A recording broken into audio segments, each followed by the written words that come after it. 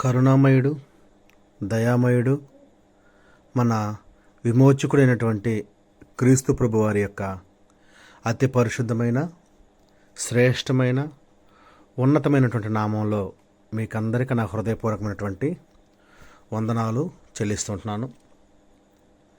ఈ సమయం ముందు మనం దేవుని యొక్క వాక్యాన్ని ధ్యానం చేయడానికి, మనల్ని సజీవులుగా ఉంచి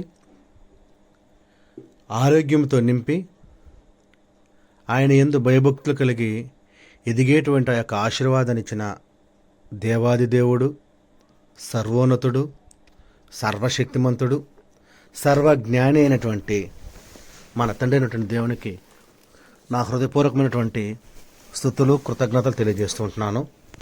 ఈ యొక్క అవకాశాన్ని, ఈ యొక్క సమయాన్ని మనకు అనుగ్రహించినటువంటి విధానాన్ని బట్టి నా ప్రియమైనటువంటి సహోదరులారా, మనము దేవుని యొక్క వాక్యాన్ని ప్రతి శనివారం ఈ రీతిగా నేర్చుకుంటూ ఉన్నాం. ఈ సంవత్సరంలో మనం చాలా చక్కగా సువార్తను కూర్చున్నటువంటి విషయాలు నేర్చుకోవాలని ఆలోచన చేసాం. అందులో భాగంగానే సువార్త అంటే ఏంటి అనే ఆ యొక్క పాఠంలో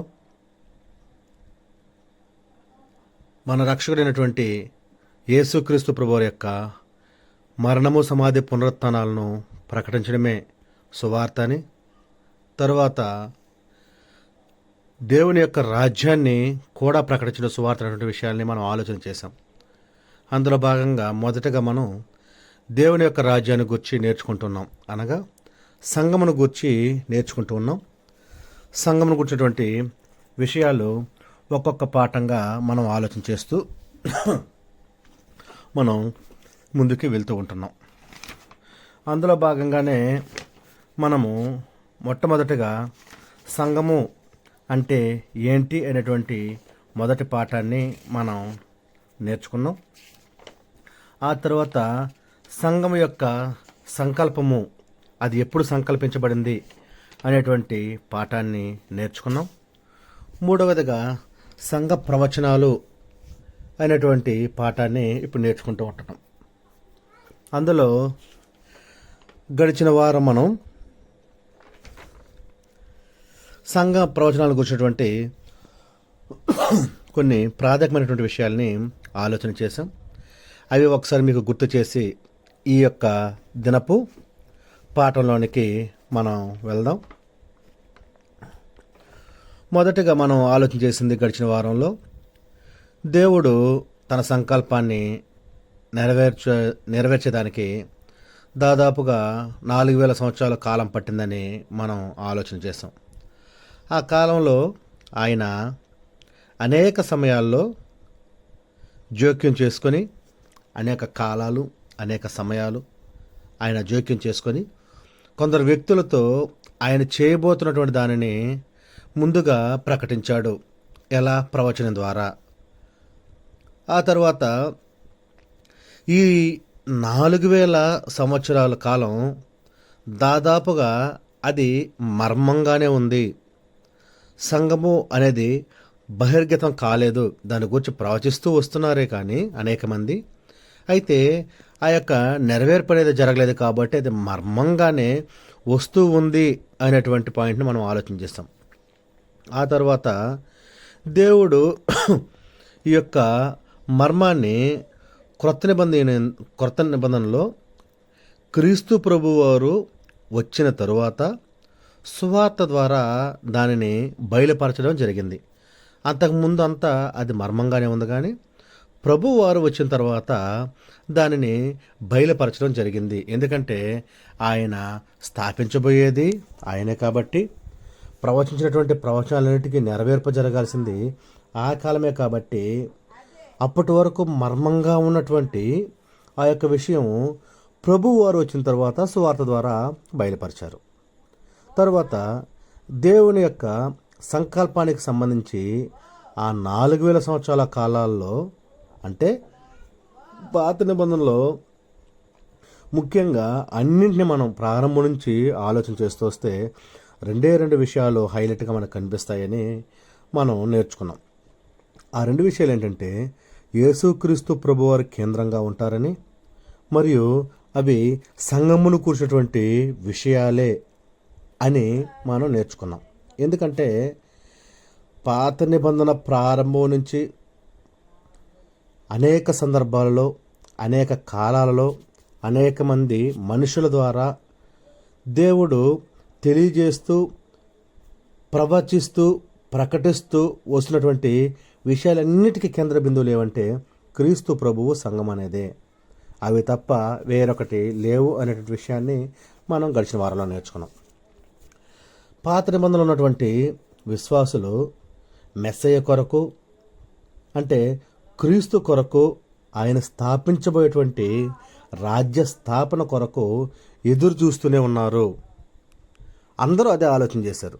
వేరే విషయాల్ని ఎవరు ఆలోచన కూడా చేయలేదు అనేటువంటి విషయాన్ని కూడా మనం గడిచిన వారంలో మనం నేర్చుకున్నాం. యేసుక్రీస్తు ప్రభువుని గురించి సాక్ష్యం ఇవ్వడం అంటే సంఘము ప్రకటించాలి, సంఘము స్థిరపరచాలి. ఆ యొక్క సంఘము స్థిరపరచాలంటే, అంటే సంఘము ప్రారంభించాలి అంటే ఎవరి ద్వారా జరుగుతున్నదంటే మన రక్షకుడైనటువంటి క్రీస్తు ప్రభు ద్వారా మాత్రమే జరుగుతుంది అని సాక్ష్యం ఇవ్వడం, దాన్నే ప్రవచనం అన్నారు. ఎలా? జరగబోయేటువంటి విషయం ఏదైతే ఉందో ఆ జరగబోయేటువంటి విషయాన్ని ముందుగానే ప్రకటించడమే, సాక్ష్యం ఇవ్వడమే ప్రవచనం యొక్క ముఖ్య ఉద్దేశం అనేటువంటి ఆ పాయింట్ని కూడా మనం ఆలోచన చేసాం. క్రీస్తుని గురించినటువంటి ప్రవచనాలు పరిశుద్ధ గ్రంథంలో అనేకం ఉన్నాయి. అవి ఎన్ని ఉన్నాయని మనమైతే లెక్కించలేదు, కానీ వాటిని కూర్చి లెక్కించినటువంటి ఒక వ్యక్తి ఉన్నాడని చరిత్ర చెప్తుంది. ఆయన కానస్ లిడ్డస్. ఆయన లెక్కించారంట ఆ యొక్క సంఘం కూర్చున్నటువంటి క్రీస్తు ప్రభువుని కూర్చున్నటువంటి ప్రవచనాలు ఎన్ని ఉన్నాయని. వీటిలో క్రీస్తు ప్రభువుని కూర్చున్నటువంటి ప్రవచనాలు పరిశుద్ధ గ్రంథంలో 332 ఉన్నాయి. ఆ తర్వాత ప్రభువారు మరియు సంఘాన్ని కూర్చున్నటువంటి కామన్ ప్రవచనం 456 ఉన్నాయని ఆల్ఫ్రెడ్ ఎడిషన్ అనేటువంటి వ్యక్తి లెక్కించారు. ఇప్పుడు 332 మైనస్ 456 చేస్తే 124 ప్రవచనాలు డైరెక్ట్గా సంఘానికి కూర్చున్నటువంటి ప్రవచనాలు అనేటువంటి విషయము మనకు వారి ద్వారా తెలియజేయడం జరిగింది. మనకైతే తెలియదు, ఎందుకంటే మనమైతే ఆ యొక్క ప్రవచనాల్ని కరెక్ట్గా లెక్కించలేదు, కానీ వీరు లెక్కించారు అనేటువంటి విషయము మనకు చరిత్ర చెబుతుంది. కాబట్టి మనము ఆ యొక్క విషయాలను బట్టి, అంటే వారు లెక్కించినటువంటి ఆ యొక్క లెక్కింపును బట్టి మనకు ఒక ఐడియా అనేది వస్తుంది అని నేను మీకు తెలియజేస్తున్నాను. మనమైతే లెక్కించలేదు, కానీ చరిత్రకారులు చెప్తున్నారు ఆయన లెక్కించారనేసి అని. కాబట్టి ఆ కానస్ లిడ్డస్ అనేటువంటి వ్యక్తి, ఆల్ఫ్రెడ్ ఎడిషన్ అనేటువంటి వ్యక్తి, వీరిద్దరు కలిసి ఆ ప్రవచనాలన్నింటినీ లెక్కించారు. అవే ఇప్పుడు మనం నేర్చుకోబోతున్న ప్రవచనాల్లో కొన్ని ప్రవచనాలు. అన్నీ మనం నేర్చుకోలేదు, కానీ అన్నింటిని గురించి మనం గడిచిన వారం కూడా ఆలోచన చేయలేదు, కానీ కొన్నింటిని గురించి మనం ఆలోచన చేసాం. ఆ తర్వాత అసలు ప్రవచనం అంటే ఏంటంటే భవిష్యత్తులో జరగబోయేటువంటి సంగతులు ఏవైతే ఉన్నాయో వాటిని గురించి ప్రవచించడమే ప్రవచనం అంటారు. భవిష్యత్తులో ఏం జరగబోతున్నాయి? పాత నిబంధన ప్రారంభం నుంచి ఏది కేంద్రంగా కలిగి ఉంది అంటే క్రీస్తు ప్రభువుని గురించి, సంఘము అనేటువంటి ఆ యొక్క రెండు విషయాల గురించి కేంద్రంగా ఉంది. కాబట్టి ఆ యొక్క ప్రవచనాలన్నీ వేటి చుట్టూ ఉన్నాయంటే ప్రభువుని కూర్చున్నటువంటివే ఉన్నాయి.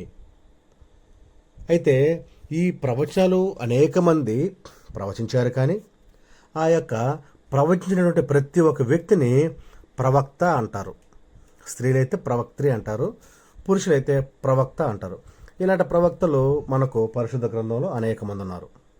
వారిలో యెషయా గారు ఉన్నారు, ఇర్మియా గారు ఉన్నారు, దానియేలు గారు ఉన్నారు, ఎహెజ్కేలు గారు ఉన్నారు, ఇంకా అనేక మంది ప్రవక్తలు ఉన్నారనే విషయాన్ని కూడా మనం గడిచిన వారం నేర్చుకున్నాం.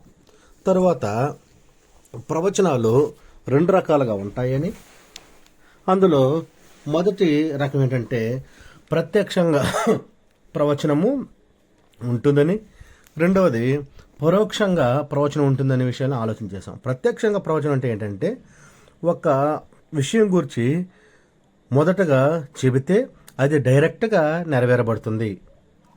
అది మీకు నేను ఎలా చెప్పానంటే మత్తయి సువార్త మీకాలో 5వ అధ్యాయం 2వ వచనాన్ని తీసుకున్నాను. అక్కడ క్రీస్తు ప్రభువుని గురించిన ప్రవచనం ఉంది. అది నెరవేర్చబడింది మత్తయి సువార్త 2వ అధ్యాయం 5, 6 వచనంలో. ఎందుకంటే అక్కడ క్లియర్గా చెప్పేసింది క్రీస్తు ప్రభువారి యొక్క పుట్టుకను గురించి. అది ప్రత్యక్షంగా నెరవేరినటువంటి ఆ యొక్క ప్రవచనం. రెండవది పరోక్షంగా ఏంటంటే ఒక సంఘటన ద్వారా బయలుపరచబడుతుంది.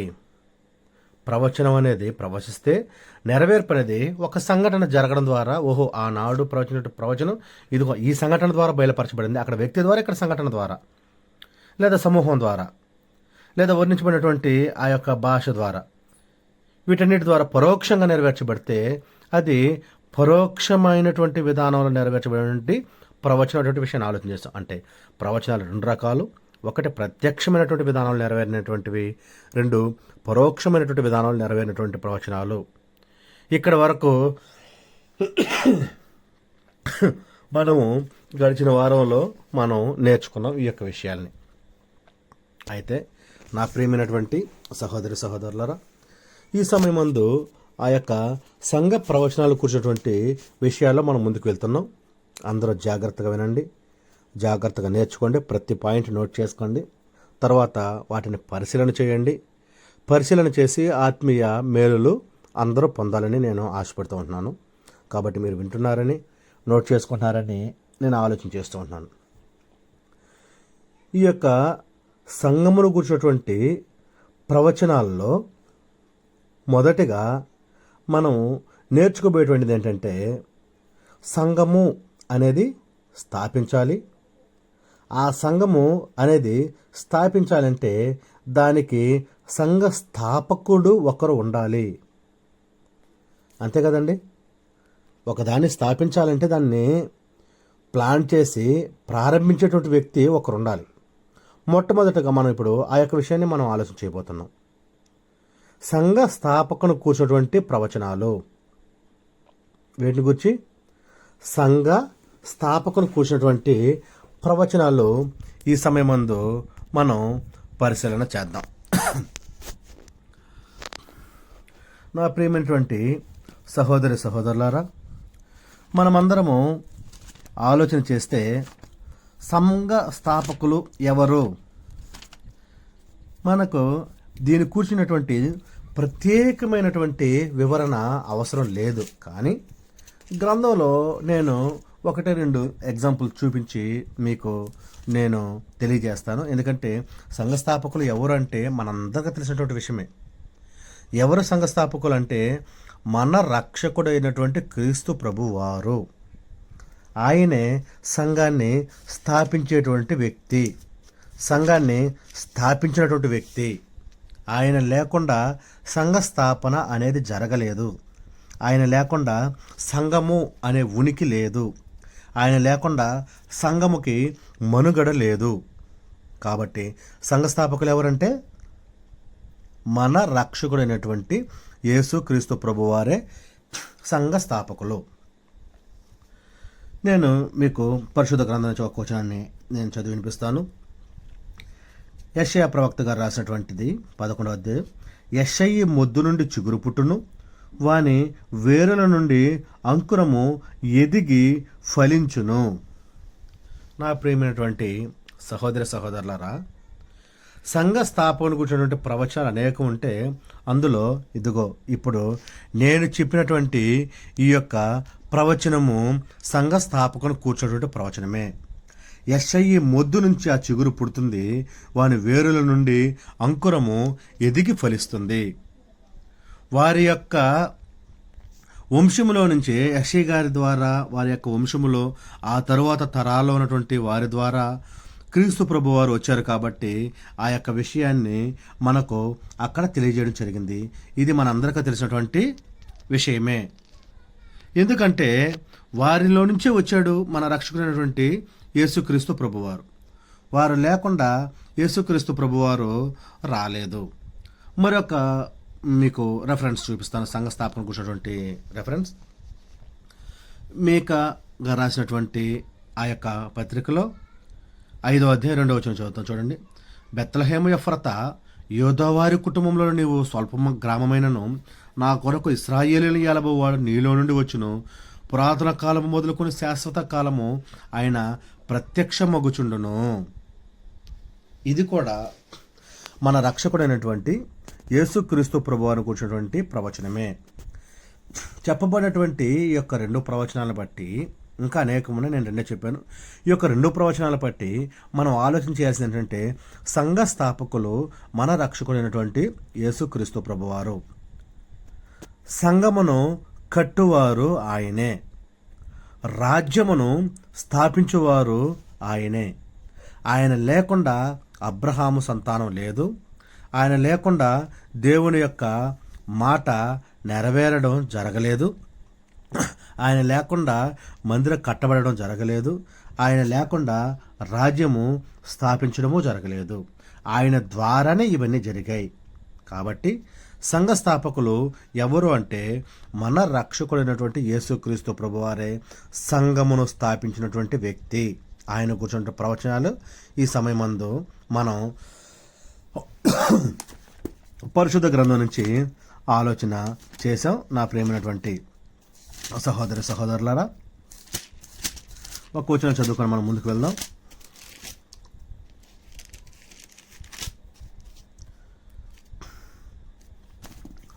చూడండి, గలతీయులకు రాసిన పత్రిక 3వ అధ్యాయం 16వ వచనంలో, అబ్రహామునకును అతని సంతానమునకును వాగ్దానములు చేయబడును, ఆయన అనేకులను గూర్చి అన్నట్టు నీ సంతానములకును అని చెప్పక ఒకని గూర్చి అన్నట్టే నీ సంతానమునకునను, ఆ సంతానము క్రీస్తు. ఇదే క్రీస్తు ప్రభువారు మన యొక్క సంఘాన్ని స్థాపించారు. వారు కూర్చున్నటువంటి విషయాలు మనం ఆలోచన చేసాం. రెండవదిగా,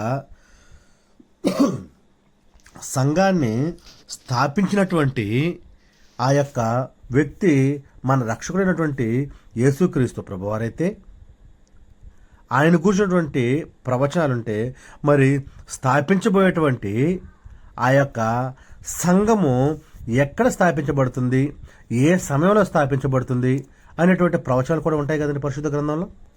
ఎందుకంటే దేవుడు ఒక ప్రణాళికను ఆలోచన చేసిన తర్వాత ఆయన ఎప్పుడు స్థాపించాలి, ఎక్కడ స్థాపించాలి, ఎవరి ద్వారా స్థాపించాలి, ఎందుకు స్థాపించాలి, ఆ యొక్క సంఘములకు పెట్టబోయేటువంటి పేరు ఏంటి, ఇవన్నీ ప్రవచనాలే. వీటన్నిటిని కూర్చోంటే ప్రవచనాలు ఉన్నాయి. దేవుడు అంత సింపుల్గా ఒక ప్రణాళికని ఆలోచన చేయరు. దేవుడు అంత ఈజీగా ఒక విషయాన్ని కూర్చున్నటువంటి ప్లాన్ని రచించడం జరగలేదు. ఆయన జగత్తు పునాది వేయబడక మునిపే ఆ యొక్క ప్రణాళికని రచించి ఆలోచన చేసి దాన్ని స్టెప్ బై స్టెప్ దేవుడు జరిగిస్తూ వస్తున్నారు, ఈ యొక్క లోకంలో జరిగించారు అనే విషయాలు కూడా మనకు తెలుసు. అయితే సంఘమును స్థాపించబోయేటువంటి సమయంలో కూర్చున్నటువంటి ప్రవచనం మనం ఒకటి చదువుకుందాం. పరిశుద్ధ గ్రంథం నుంచి నేను చదువుతాను, చూడండి.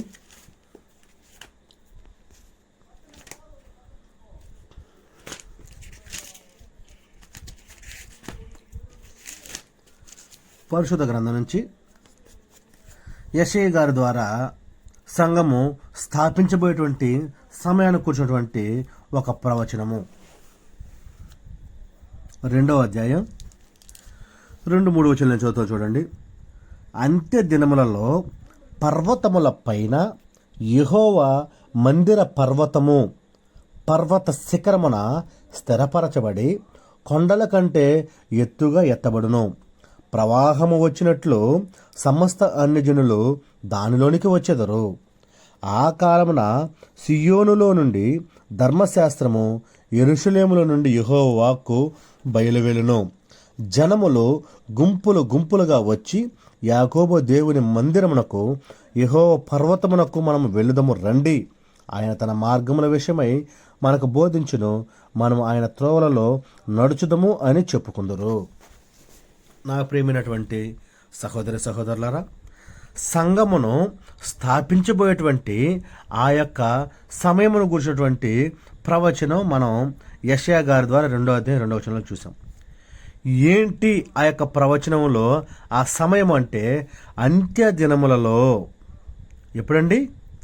అంత్య దినములలో. మామూలు దినాలు కాదండి, నార్మల్గా అనుకున్నటువంటి రోజులు కాదు. అంత్య దినాలలో అంటే మన రక్షకుడైనటువంటి, మన విమోచకుడైనటువంటి క్రీస్తు ప్రభువారు మన పాపాల యొక్క పరిహారంగా ఆయన మరణించిన తరువాత అవి అంత్య దినాలు. మళ్ళీ చెప్తున్నాను చూడండి. సంఘమును స్థాపించబోయేటువంటి సమయానికి కూర్చున్నటువంటి ప్రవచనం మనం నేర్చుకుంటున్నాం. అందులో ఎప్పుడు సంఘము స్థాపించబడింది అనేటువంటి విషయాన్ని అక్కడ యెషయా గారు మనకు తెలియజేశారు. అంత్య దినాలలో అనేటువంటి విషయాన్ని ఆయన వక్కానించారు. ఆ అంత్య దినాలంటే ఏవి అంటే యేసుక్రీస్తు ప్రభువారు మరణించిన తరువాత అనేటివి అంత్య దినాలు. ఆ యొక్క అంత్య దినాలు కూర్చి ఇక్కడ యెషయా గారు తెలియజేశారు. అంత్య దినములలో పర్వతములపైన యెహోవా మందిర పర్వత శిఖరమున స్థిరపరచబడిన కొండల కంటే ఎత్తుగెత్తబడిన ప్రవాహం వచ్చినట్లు సమస్త అన్యజనులు దానిలోనికి వచ్చెదరు. అంత్య దినాలలో సంఘము స్థాపించబడుతుంది అనేటువంటి విషయము. దీన్ని మనం ఇంకొక ప్రవచనంలో మనం ఆలోచించేద్దాం.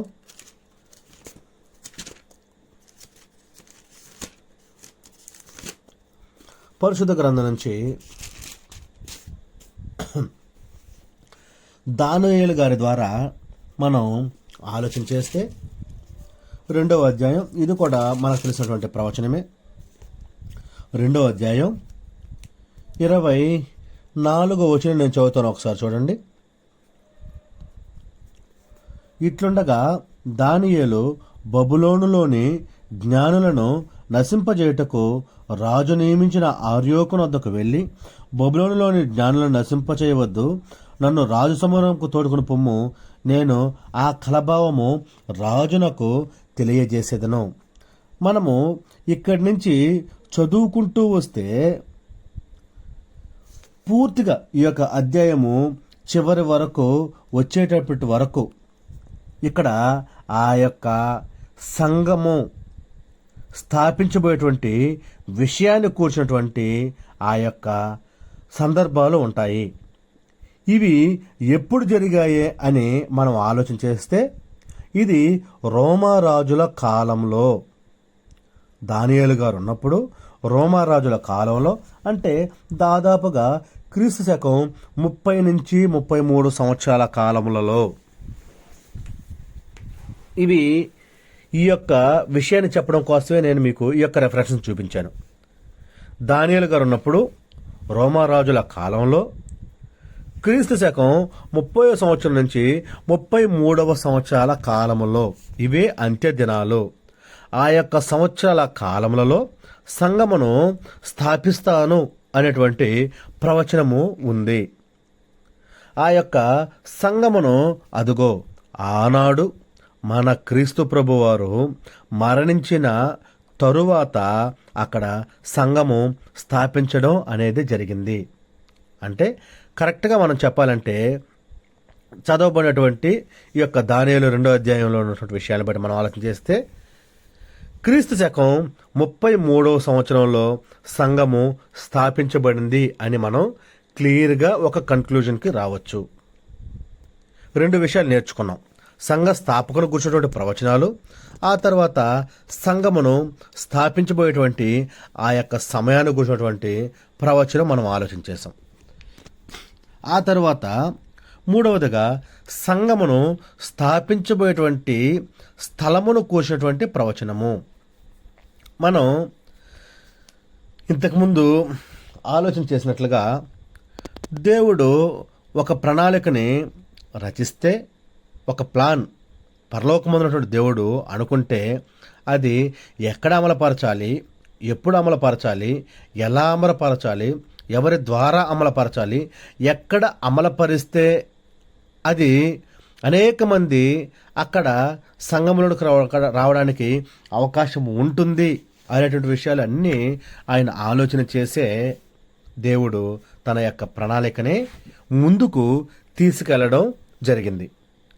ఆయన ప్రణాళిక ఈనాడు ఉన్నటువంటి మన మనుషుల్లాంటి ప్రణాళిక కాదు నా ప్రేమైనటువంటి సహోదరులారా. ఎందుకంటే దేవుడు మనుషులందరూ ఆలోచన చేసినటువంటి ఆలోచనతో సమానంగా లేదా అలాంటి ఆలోచన కలిగి మన తెలియనటువంటి దేవుడు లేడు. ఈ యొక్క మనుషులు అందరికంటే ఎక్కువగా మనుషులు అందరూ ఆయన దగ్గరకు రావాలని, దేవుని దగ్గరకు రావాలని దేవుణ్ణి ఎప్పుడు స్తుతిస్తూ మహిమపరుస్తూ ఘనపరుస్తూ ఆయన ఎదుట పరిశుద్ధులుగా నిష్కలంకులుగా ఉండాలని ఆలోచన చేసి ఎక్కడ ఆ యొక్క సంఘము స్థాపిస్తే అనేక ఆత్మలు రక్షింపబడతాయో ఆ యొక్క ప్రాంతంలోనే ఆ యొక్క సంఘాన్ని స్థాపించడం జరిగింది. అది ఏ యొక్క ప్రాంతము అని మనం ఆలోచన చేస్తే ఇంతకుముందు మనం చదువుకున్నాం చూడండి. అందులోకి వెళ్దాం. మళ్ళీ యెషయా ప్రవక్త ద్వారా చెప్పబడినటువంటి ఆ యొక్క ప్రవచనము నేను మళ్ళీ ఒకసారి మీకు చదువుతాను చూడండి.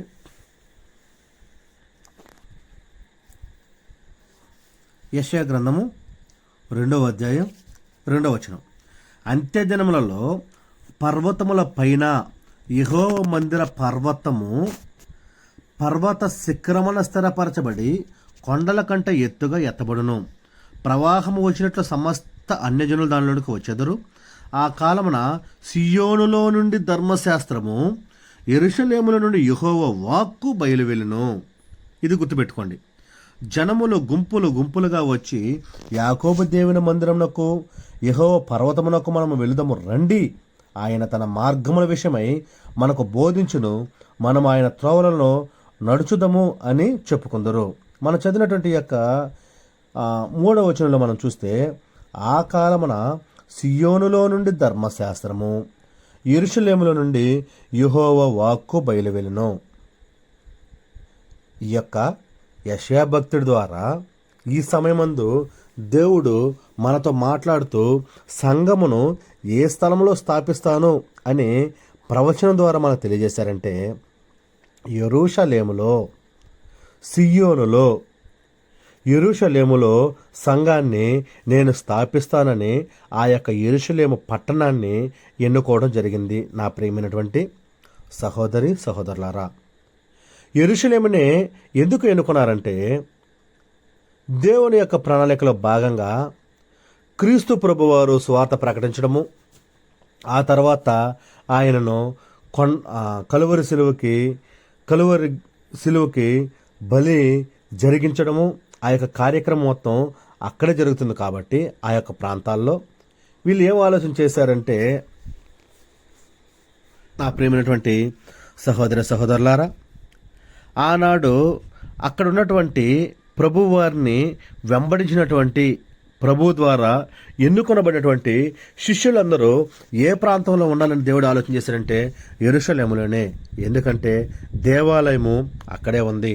ఎందుకంటే పెంతెకొస్తు పండగ అప్పుడు జరిగేటువంటి ఆ యొక్క సందర్భము.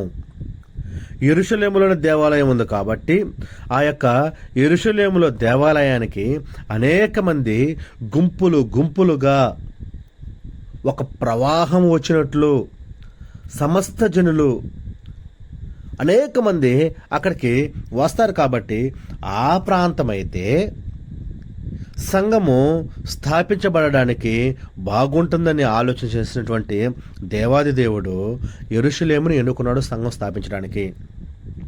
మనం ఈ యొక్క విషయాన్ని మనం అపోస్తల కార్యాల్లో మనకు చూస్తే మనకు తెలుస్తుంది. ఇది కూడా మనకు తెలిసినటువంటి విషయమే. నేను మీకు గుర్తు చేస్తూ ఉంటున్నాను. అపోస్తల కార్యముల గ్రంథంలో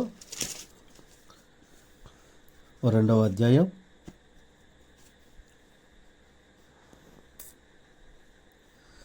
14వ వచనం నుంచి ఆలోచన చేస్తే, అయితే పేతురు 11 కూడా లేచి నిలిచి బిగ్గరగా వారితో ఇట్లా నేను యోదయ మనుషులారా యెరూషలేములో కాపురమున్న సమస్త జనులారా ఇది మీకు తెలియగాక చెవియొగ్గి నా మాటలు వినుడి ఆయన ప్రకటించడం మొదలుపెట్టాడు. ఈ యొక్క ప్రకటించేటువంటి స్థలము మనకు తెలుసు. అక్కడ అనేక రకాలైనటువంటి భాషలతో కూడినటువంటి మనుషులు ఇక్కడ ఉన్నారు. వారు ఎవరెవరంటే వీరు పార్థీయులు, మాదీయులు, ఎలామీయులు, మెసపతోమీయులు, యోదయ, కప్పదొకియ, పొంతు, ఆసియా, పృగియ, పంఫూలియ, ఐగుప్తు అను దేశముల వారు, కురేని దగ్గర లిబియా ప్రాంతంలో కాపురమున్నవారు, రోమా నుండి పరవాసులుగా వచ్చిన వారు, యూదులు, యూదా మత ప్రవిష్టులు, క్రేతీయులు, అరబీయులు మొదలైన మనమందరము చూడండి ఇన్ని రకాలైనటువంటి మనుషులు అక్కడ ఉన్నారు. ఎందుకంటే అక్కడ యెరూషలేములో దేవాలయం ఉంది కాబట్టి. ఇంతమంది ఇన్ని రకాల అంటే ఇన్ని భాషలతో మాట్లాడేటువంటి ఆ యొక్క మనుషులందరూ ఉన్నటువంటి ప్రాంతం కాబట్టి అక్కడ యెరూషలేము మందిరం ఉంది కాబట్టి సంఘము అక్కడ స్థాపించాలని దేవుడు ఆలోచన చేశాడు. ఆలోచన చేసి పేతురు గారు లేచి నిలబడి దేవుని యొక్క వాక్యాన్ని పరిశుద్ధాత్మ శక్తి చేత ప్రకటించినప్పుడు అక్కడ ఉన్నటువంటి మనుషులు రకరకాలుగా ఆలోచన చేశారు. అయితే 16వ వచనంలో యోవేలు ప్రవక్త ద్వారా చెప్పబడ్డ సంగతి ఇదే, ఏమనగా అంత్య దినముల యందు నేను మనుషులందరి మీద నా ఆత్మను కుమరించెదను, మీ కుమారులు మీ కుమార్తెలు ప్రవచించెదరు, మీ యవ్వనములకు దర్శనములు కలుగును, మీ వృద్ధుల కలల కందురు. ఆ దినములలో నా దాసుల మీద నా దాసుండ్ర మీదను నా ఆత్మను కుమ్మరించెదను గనుక వారు ప్రవచించెదరు. పైన ఆకాశమందు మహత్కార్యములను, క్రింద భూమి మీద సూచక క్రియలను, రక్తమును అగ్నిని పొగ ఆవిరిను కలుగజేయను. ప్రభు ప్రత్యక్షమగు ఆ మహాదినము రాకమునుపు సూర్యుడు చీకటిగాను చంద్రుడు రక్తముగాను మారుదురు. అప్పుడు ప్రభువు నామను బట్టి ప్రార్థన చేయి వారందరూ రక్షణ పొందుదురని దేవుడు చెప్పుచున్నాడు. ఇలా ఇక్కడి నుంచి చదువుకుంటూ వస్తే పేతురు గారు చేసినటువంటి ఆ యొక్క ప్రసంగాన్ని విని అనేక మంది హృదయములో నొచ్చుకొని సహోదరులారా మేమేమి చేతుమని పేతురుని కడమ అపోస్తుల్ని అడిగినప్పుడు పేతురు అక్కడ ఉన్నటువంటి జనాలను అందరినీ చూసి మీరు మారు మనసు పొంది పాప క్షమాపణ నిమిత్తం ప్రతివాడు యేసుక్రీస్తు నామమున బాప్తిస్మం పొందండి, అప్పుడు మీరు పరిశుద్ధాత్మైనటువంటి వరాన్ని పొందుతారు అని ఆయన చెప్పినప్పుడు దాదాపుగా అనేక మందికి అక్కడ బాప్తిస్మం ఇవ్వడం జరిగింది. దాదాపు ఆ సమయమందు ఇంచుమించుగా 3,000 మంది చేర్చబడినట్లుగా కూడా మనకు తెలుసు. ఆ 3,000 మంది రక్షణలోకి వచ్చిన తర్వాత వాళ్ళందరూ ఏం చేశారంటే అపోస్తుల బోధ యందు, సహవాసమందు, రొట్టె విరుచుట యందు, ప్రార్థన చేయటం యందు ఎడతెగక ఉన్నారు అనేటువంటి విషయం కూడా మనకు తెలుసు. నా ప్రియమైనటువంటి వాళ్ళారా, ఇదిగో ఇవన్నీ జరిగింది ఎక్కడంటే యెరూషలేములో. అందుకే దేవాది దేవుడు యెరూషలేముని సంఘము స్థాపించబడడానికి ఒక మంచి స్థలముగా ఎన్నుకున్నాడు. కాబట్టి ఆ యొక్క స్థాపించబోయేటువంటి సంఘం కూర్చున్నట్టు ప్రవచనమే యెషయా భక్తుడి ద్వారా మన 2వ అధ్యాయం 2వ వచనం 3వ వచనంలో మనం నేర్చుకున్నాం. కాబట్టి పైన మనం చెప్పినటువంటి ఇప్పుడు వరకు మనం చదువుకున్నటువంటి ఈ యొక్క ప్రవచనాన్ని బట్టి ఎక్కడ సంఘం స్థాపించబడిందంటే యెరూషలేమునందు సంఘము స్థాపించబడింది అనేటువంటి విషయాన్ని మనము గమనించాలి. 3 విషయాలు నేర్చుకున్నాం. ఇప్పుడు మరొక విషయాన్ని మనం ఆలోచించేద్దాం పరిశుద్ధ గ్రంథం నుంచి. ఏమేమి నేర్చుకున్నాం? సంఘాన్ని స్థాపించేటువంటి అతని గురించి నేర్చుకున్నాం, అంటే క్రీస్తు ప్రభువుని గురించి నేర్చుకున్నాం ప్రవచనం ద్వారా. ఆ తర్వాత సంఘము స్థాపించబోయేటువంటి సమయం గురించినటువంటి ప్రవచనాలు నేర్చుకున్నాం. సంఘము స్థాపించబోయేటువంటి ఆ యొక్క స్థలాన్ని గురించినటువంటి ప్రవచనాలు నేర్చుకున్నాం. ఇప్పుడు లాస్ట్గా మనకు కావాల్సింది మరొక విషయం ఏంటంటే ఇప్పుడు ఆయన ఏదైతే చేయాలనుకుంటున్నారో, ఏదైతే స్థాపించాలనుకుంటున్నారో దానికి ఒక పేరు అనేది ఉంటుంది కదా. ఆ యొక్క పేరును కూర్చున్నటువంటి ప్రవచనాన్ని ఈ సమయమందు మనం ఆలోచన చేద్దాం.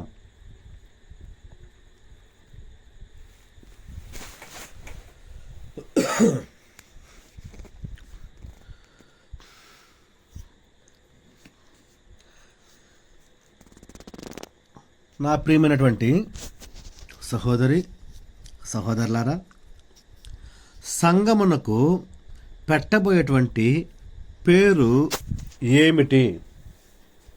పరలోకమున్నటువంటి దేవుడు ఆయన సంఘాన్ని స్థాపించాలని, అది తన యొక్క కుమారుని ద్వారా మాత్రమే అది జరుగుతుంది, జరగాలి అనేటువంటి ఆశపడినటువంటి దేవుడు ఆయన యొక్క కుమారుడిని ఈ యొక్క లోకానికి పంపించినటువంటి దేవాది దేవుడు ఆ యొక్క సంఘానికి ఏం పేరు పెడతాడు? ఆలోచించండి. ఏం పేరు పెడతాడు ఆయన? ఆయన ఎవరి ద్వారా అయితే సంఘాన్ని స్థాపించాలని ఆశపడ్డాడో, ఎవరైతే సంఘాన్ని స్థాపించడానికి అర్హులు అని ఆలోచన చేశారో, ఎవరైతే సర్వ మానవాళి యొక్క పాప పరిహారార్థం బలి ఇవ్వాలని ఆలోచన చేశారో ఆయన పేరు సంఘానికి పెట్టాలని చూస్తారు. కానీ ఈ యొక్క లోకంలో ఉన్నటువంటి అనేక మనుషుల పేర్లో, ప్రాంతాల పేర్లో, ఊర్ల పేర్లో, భాషల పేర్లో, తెగల పేర్లో, వంశాల పేర్లో, వారికి నచ్చిన పేర్లో పెట్టాలని దేవుడు ఏనాడైనా ఆశపడతాడండి? ఎప్పుడు దేవుడు ఆశపడడు, ఆలోచన కూడా చేయడు నా ప్రేమైనటువంటి సహోదరి సహోదరులారా. ఎందుకంటే ఆయన ప్రణాళిక వేరు, ఆయన ఆలోచన వేరు, ఆయన ఏమి చేయబోతున్నారో అనేది పూర్తిగా మనుషుల ఊహకు అందనిది. ఎందుకంటే ఆయన సృష్టిలో భాగమే మనుషులు, కానీ ఆయన సృష్టిని అర్థం చేసుకున్నటువంటి శక్తిమంతుల మనుషులు కాదు. ఆయన మాత్రమే సర్వోన్నతుడు, ఆయన మాత్రమే సర్వజ్ఞాని. కాబట్టి దేవాది దేవుడు ఏం ఆలోచన చేశాడంటే, ఆయన ఎవరి ద్వారా అయితే సంఘాన్ని స్థాపించాలనుకుంటున్నారో ఆయన పేరుతోనే సంఘాన్ని కూడా నిలబెట్టాలి అనే ఆలోచన కలిగి ఉన్నాడు మన తండ్రి అయినటువంటి దేవుడు. ఏంటది? ఆయన నామాన్ని ఘనపరచేలాగా ఉండాలి, అది క్రొత్త పేరై ఉండాలి, అనేక ఆత్మల రక్షణార్థము అది ఒక బ్రాండ్లాగా ఉండాలి, అనేక ఆత్మలు అందులో చేరి ఆయనని స్తుతించే రీతిగా ఉండాలి. ఈ యొక్క లోకంలో ఎవరైతే రక్షణలకు రావాలనుకుంటున్నారో వారికందరికీ అది ఒక మార్గంలా ఉండాలి. కాబట్టి దేవుడు ఏం ఆలోచన చేశాడంటే, పరిశుద్ధ గ్రంథం నుంచి మనం ఒక వాక్యాన్ని చదువుకుందాం.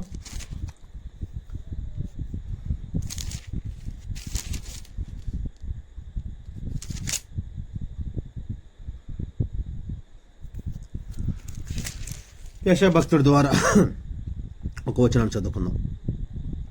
62వ అధ్యాయం 2వ వచనం. జనములు నీ నీతిని కనుగొనును, రాజులందరూ నీ మహిమను చూచెదరు. యెహోవా నియమింపబో క్రొత్త పేరు నీకు పెట్టబడును. ఏం పేరంట? క్రొత్త పేరు. ఆ క్రొత్త పేరు మనకు నచ్చింది అయి ఉంటుంది అనుకుంటున్నారా? కానే కాదండి. ఆ క్రొత్త పేరు మనకు అనుకూలమైనది అనుకుంటున్నారా? కానే కాదండి.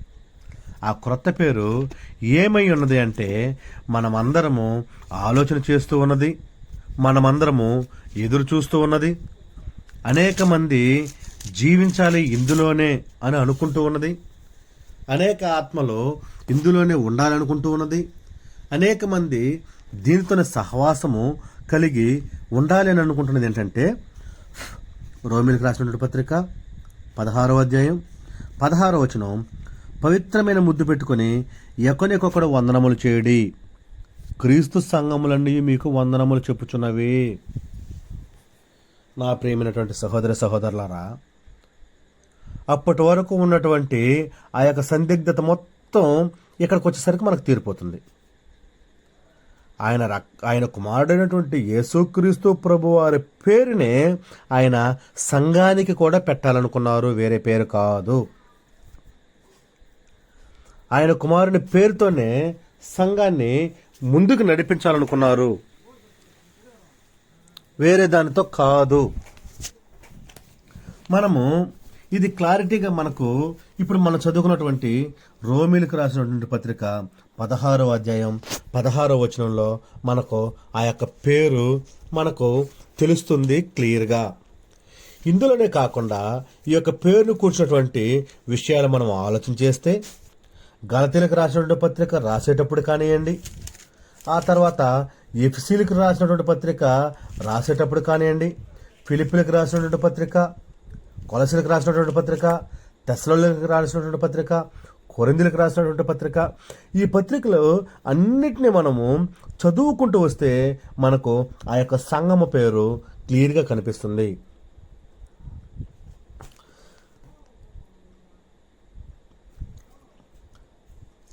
నేను ఎఫెసీయులకు రాసినటువంటి పత్రిక 1వ అధ్యాయంలో మొదటి వచనం చదువుతున్నా చూడండి.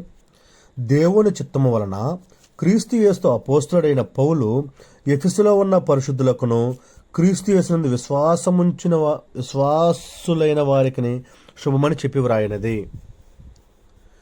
క్రీస్తు ప్రభువారు ఆయన పేరు మీద దేవాది దేవుడు సంఘమును స్థాపించిన తరువాత మొదటి శతాబ్దంలో అనేక మంది ఆ యొక్క పేరు కలిగినటువంటి సంఘములోనే ఉన్నారు. ఇదిగో ఎఫెసీయులకు రాసినటువంటి పట్టణంలో ఉన్న సంఘం కూడా అదే, ఫిలిప్పీలకు రాసినటువంటి పట్టణంలో ఉన్న సంఘం కూడా అదే, కొలసీలకు రాసినటువంటి పత్రికలో ఉన్నటువంటి సంఘం కూడా అదే. ఆనాడు ఉన్నటువంటి ప్రతి వ్యక్తి క్రీస్తు ప్రభువారి సంఘములోనే, క్రీస్తు ప్రభువారి పేరుగా ఉన్నటువంటి సంఘములోనే అందరూ ఉన్నారు. కాబట్టి ప్రేమైనటువంటి వాళ్ళారా, ఈనాడు మనము కూడా క్రీస్తు ప్రభువారి పేరు కలిగినటువంటి, క్రీస్తు ప్రభువారు నేను స్థాపిస్తానని చెప్పినటువంటి, క్రీస్తు ప్రభువారు ప్రకటించినటువంటి, క్రీస్తు ప్రభువారు స్థాపించినటువంటి ఆ యొక్క సంఘములోనే మనము కూడా ఉండాలి తప్ప మనుషులు వారి ఇష్టానుసారముగా స్థాపించినటువంటి ఆ యొక్క సంఘములో మనము సభ్యులుగా ఉండకూడదనేటువంటి విషయాన్ని ఈ సమయమందు మీకు నేను తెలియజేస్తూ ఉంటున్నాను. మరొక విషయాన్ని గురించి మనం ఆలోచించేద్దాం. సంఘము ఉన్నటువంటి ఆ యొక్క పేరును గురించినటువంటి ప్రవచనాలు నేర్చుకున్నాం. ఇప్పుడు సంఘ పరిపాలకును గురించినటువంటి ప్రవచనాలు మనం ఆలోచించేద్దాం. రాజ్యం ఉందంటే రాజ్యాన్ని పరిపాలించే రాజు ఉండాలి కదండి. ఆ యొక్క రాజు ఉన్నాడంటే ఆ రాజు ఆ యొక్క పరిపాలకును గురించినటువంటి ప్రవచనం కూడా ఉండాలి కదా. ఆ యొక్క ప్రవచనాల గురించి మనం ఆలోచన చేస్తున్నాం. మరొక పాయింట్లో అతని రాజ్య సింహాసనాన్ని నిత్యముగా స్థిరపరుస్తాను. ఎందుకంటే దేవాది దేవుడు స్థాపించబోయేటువంటి ఆ యొక్క సంఘము ఏదైతే ఉందో, ఆ యొక్క రాజ్యము ఏమై ఉందో, ఆ యొక్క రాజ్యాన్ని పరిపాలించే పరిపాలకుడు అతని రాజ్య సింహాసనము నిత్యము ఉంటుంది. కొద్ది రోజులు ఉండి కొద్ది రోజులు పోయేది కాదు. కొద్ది కాలము ఉండి కొద్ది కాలం తర్వాత పోయేది కాదు. కొన్ని తరాలు ఉండి ఆ తర్వాత పోయేటువంటిది కాదు. కొన్ని యుగాలు ఉండి ఆ తర్వాత నశించిపోయేటువంటిది కాదు. ఇది నిత్యము ఉండేలాగా దేవుడు స్థిరపరచాడు. ఆ నిత్యము ఉన్నటువంటి ఆ యొక్క రాజ్యమును పరిపాలించేటువంటి ఆ యొక్క పరిపాలకుడు ఎవరంటే మన రక్షకుడైనటువంటి యేసుక్రీస్తు ప్రభువారు. పరలోకమందున్నటువంటి దేవాది దేవుడు ఆ యొక్క పరిపాలకుడిని అంటే క్రీస్తు ప్రభువారిని పరిపాలకుడిగా ఎలా చేశాడని మనం ఆలోచన చేస్తే అపోస్తల కార్యముల్లో మనం ఆ యొక్క విషయాన్ని మనం క్లియర్గా చూడొచ్చు. నేను ఆ యొక్క రెఫరెన్స్ చదువుతాను చూడండి.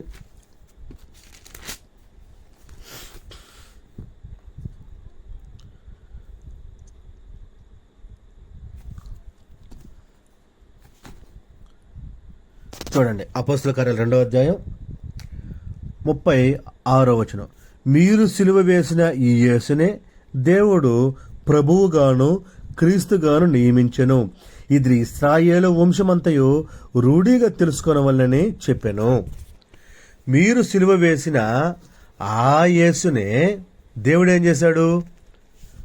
క్రీస్తుగాను ఆ తరువాత ప్రభువుగాను నియమించాడు.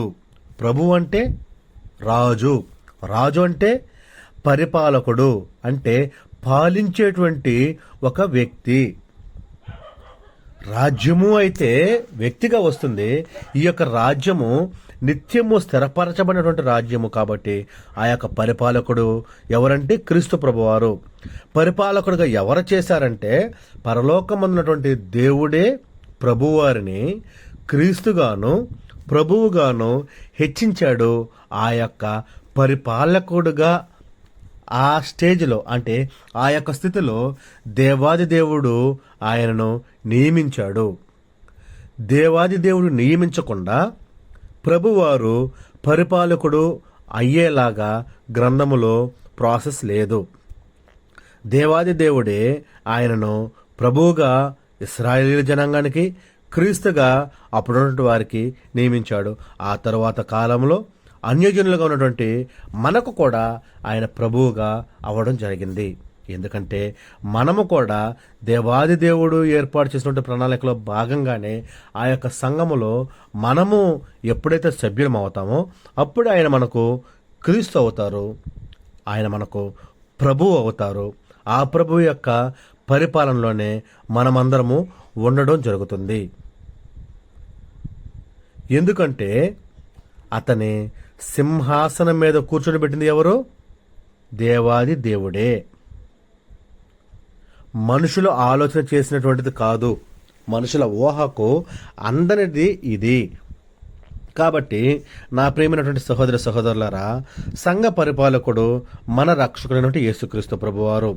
ఆయనను పరిపాలకుడుగా ఎవరు చేశారయ్యా అంటే పరలోకమున్నటువంటి మన తండ్రి ఆయనను క్రీస్తుగాను ప్రభువుగాను ఏర్పాటు చేశారు. ఇదే 2 సమూయేలు 7:12-17 వరకు చదివితే ఆ ప్రవచనం ఉంటుంది. దాని నెరవేర్పుగా అపోస్తల 2వ అధ్యాయం 30-36 వరకు చదివితే నెరవేర్పుగా ఉంటుంది. ఒకరిని కూర్చుండబెట్టాలంటే ఒకడు అంటే ఎవరు? యేసుక్రీస్తు ప్రభువు అనే విషయము మనకు తెలుసు. అపోస్తల కార్యాలు 2వ అధ్యాయంలో 35-38 వరకు మనం చదువుకుంటా పోతే అక్కడ నీవు నా కుడిపార్శ్వన కూర్చుండమని ప్రభువు నా ప్రభువుతో చెప్పెను. ఎవరు? నువ్వు నా కుడిపార్శ్వాన కూర్చో అని ప్రభువు నా ప్రభువుతో చెప్పెను. మన దేవుడైనటువంటి ప్రభువు, మన రక్షకుడైనటువంటి యేసుక్రీస్తు ప్రభువారితో చెప్పెను. కాబట్టి ఆయన ప్రభువుగా క్రీస్తుగా ఇశ్రాయేలు ప్రజలకి నియమించాడు. అది ఆనాడు వారందరూ తెలుసుకోవాలన్న విషయాన్ని కూడా వ్రాయడం జరిగింది. ఎఫెసీయులకు రాసిన పత్రిక 2వ అధ్యాయం 9-11 వరకు చూస్తే ఆ యొక్క పరిపాలకునికి సమస్త అధికారము ఇయ్యబడింది అనేటువంటి విషయం మనకు అక్కడ అర్థమవుతుంది. సమస్తము మీద అధికారం ఎవరికి? పరిపాలకుడుగా ఉన్నటువంటి క్రీస్తు ప్రభు వారికి. సమస్తము పైన అంటే కొన్నింటిపైన లేదు అని అర్థమా? కాదు నా ప్రియమైనటువంటి వారలారా. సమస్తము పైన అంటే పరలోకంలో ఉన్నవే కానీ, భూలోకములో ఉన్నవే కానీ, భూమి క్రింద ఉన్నవే కానీ, ఎక్కడైనా ఉన్నవే కానీ వాటన్నిటికీ అధికారి పరిపాలకుడు ఎవరు అంటే మన క్రీస్తు ప్రభువారే. మన క్రీస్తు ప్రభువారినే పరలోకమందున్నటువంటి దేవుడు ఆకాశంలో ఉన్నవారికి ప్రభువుగా నియమించాడు, భూమి మీద ఉన్నవారికి ప్రభువుగా నియమించాడు, భూమి క్రింద ఉన్నవారికి ప్రభువుగా నియమించాడు. క్రీస్తు ప్రభువు సింహాసనాసీనుడై ఇప్పుడు పరిపాలన చేస్తూ ఉంటున్నాడు.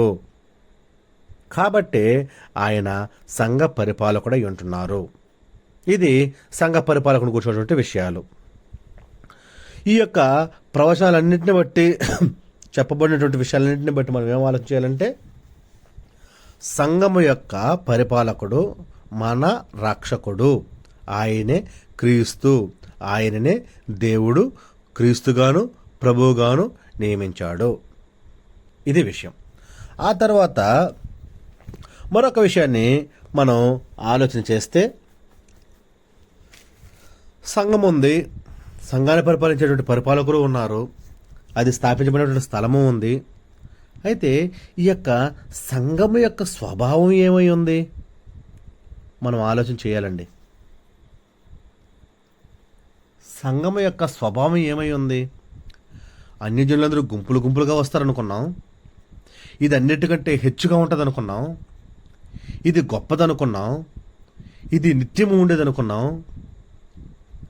అయితే దీని యొక్క స్వభావం ఏంటి అంటే సాతానుపై విజయం సాధించేటువంటి శక్తి కలిగింది సంఘము. స్త్రీ సంతానమై ఉంటుంది సంఘము. క్రైస్తవులందరూ సాతానుతో పోరాడేవారుగా ఉంటుంది సంఘము. సమస్త వంశములు సంఘము ద్వారా ఆశీర్వదింపబడతారు. సంఘములోకి వచ్చేటువంటి సభ్యులందరూ గొప్ప జనముగా ఉంటారు. అబ్రహాము వలె విశ్వాసం ఉంచిన వారందరూ నీతిమంతులుగా తీర్పు తీర్చబడతారు. ఈ యొక్క సంఘము అంటే ఈ యొక్క రాజ్యము నిత్యమైనది, స్థిరమైనది, అంతము లేనిది. ఇది ఎప్పుడు అభివృద్ధి చెందేదిగా ఉంటుంది, కానీ ఇది డ్రాబ్యాక్ అయ్యేలాగా ఉండదు. తగ్గిపోవడము లేదా కొద్ది కాలం పాటు వేచి ఉండి మళ్ళీ రీస్టార్ట్ చేయడము ఇలాంటిది కాదు సంఘం అంటే. ఇది ఎప్పుడు అభివృద్ధి చెందుతూనే ముందుకు వెళ్తుంది. ఈ యొక్క సంఘములో క్రొత్త చట్టము అమలులో ఉంటుంది. ఆ యొక్క చట్టాన్ని చేసింది ప్రభువారే. ఆ చట్టాన్ని అమలుపరుస్తూ ఉన్నది ప్రభువారే. దాన్ని జరిగిస్తూ ఉన్నది ఆయనే.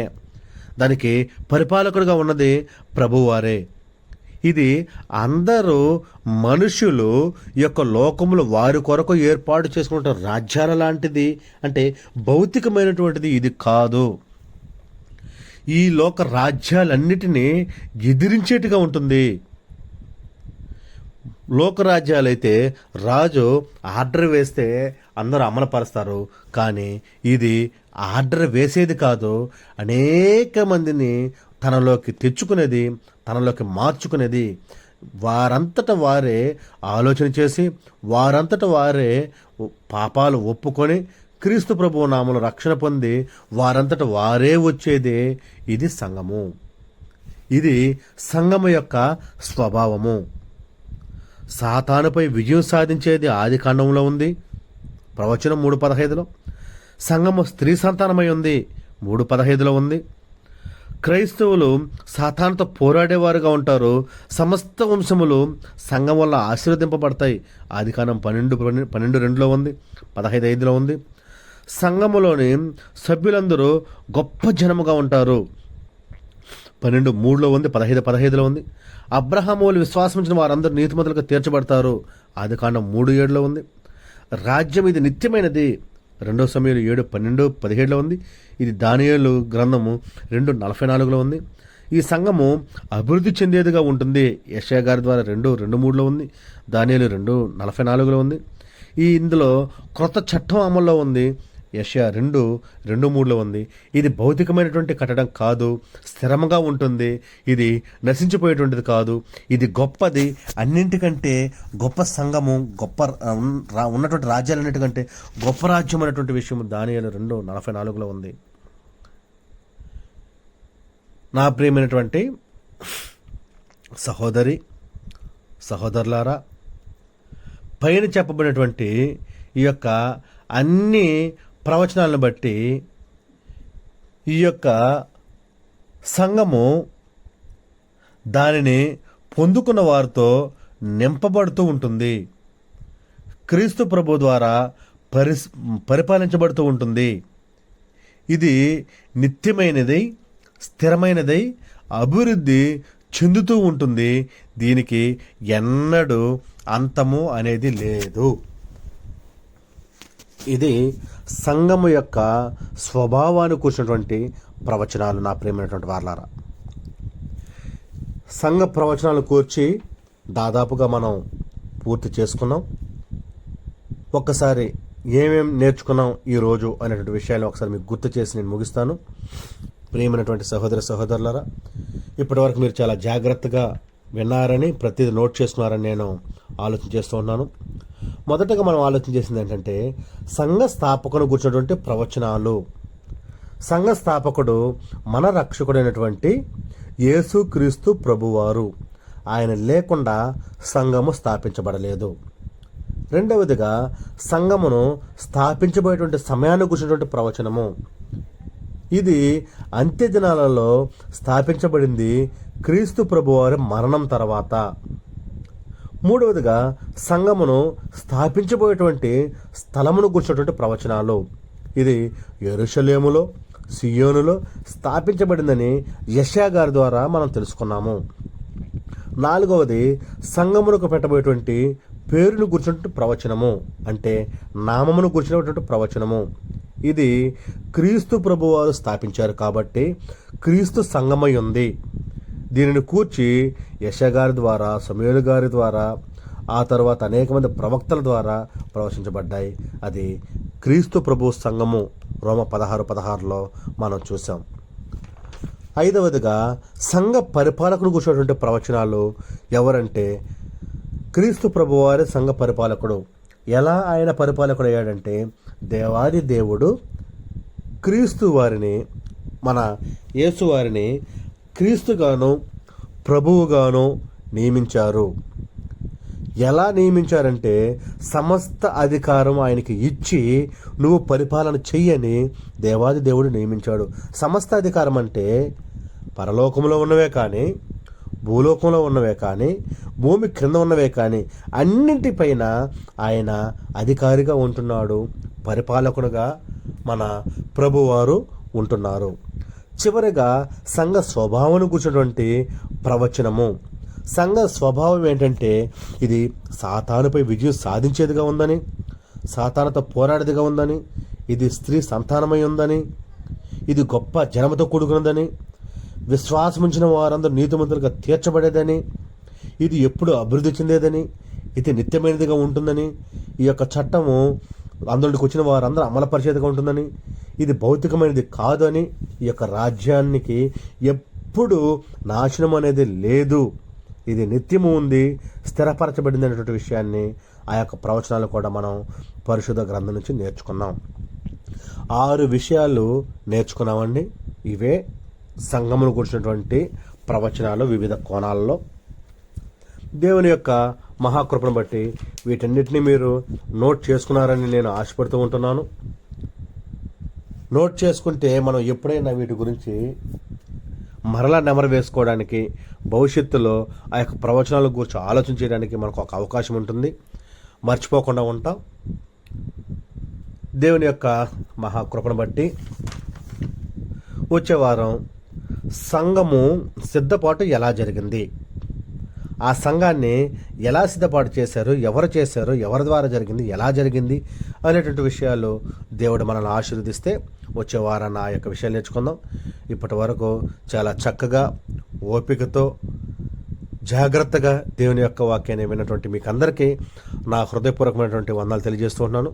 నా కొరకు, కుటుంబం కొరకు, సంఘం కొరకు అందరూ మీ యొక్క ప్రత్యేకమైన ప్రార్థనలో జ్ఞాపకం చేసుకోవాలని ప్రేమతో తెలియజేస్తూ మీకు ముగిస్తూ ఉంటున్నాను. మీకు అందరికీ నా హృదయపూర్వకమైన వందనాలు.